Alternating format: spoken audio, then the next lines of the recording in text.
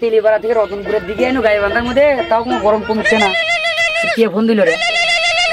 ভাই আসসালামু আলাইকুম ভাই, কেমন আছেন? ও হ্যাঁ জি ভাই ও চেক সই করছি তো ভাই, ওরে সোনাতলা ইসলামী ব্যাংকে দিয়ে দিছি। হ্যাঁ 25 লক্ষ টাকা সই কাটছি। ও আচ্ছা ওটা উঠায় নিয়েন, ঠিক আছে, পরে লাগলে আরো বলেন, ঠিক আছে। আচ্ছা ভাই, আচ্ছা আসসালামু আলাইকুম। সজীব নাকি? এ ছোট ভাই, কি অবস্থা? ভালো আছো? আছি আলহামদুলিল্লাহ। যাই হোক, কি করছেন নাকি?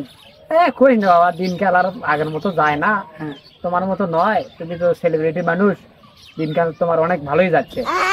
আমার তো কার ইনকাম নাই, বসে টসে আছি, টাকা পয়সা হাতত নাই, খুব অভাবে আছি। আচ্ছা কই না, অভাবে থাকার কারণে টাকা পয়সা নাই, এই একজোড়া স্যান্ডেলও নিয়ে আসছি না। এই যে অবস্থা। কি আছে? তা এখন খুলেই গেছে।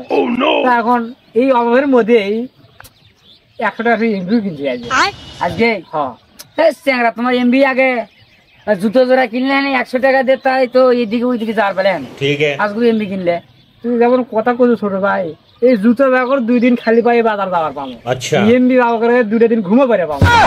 এই যে অবস্থা। তো যাও, কই যাচ্ছ যাও, তোমার মতো নয় আর ভাই। থাকো ঠিক আছে समझ गया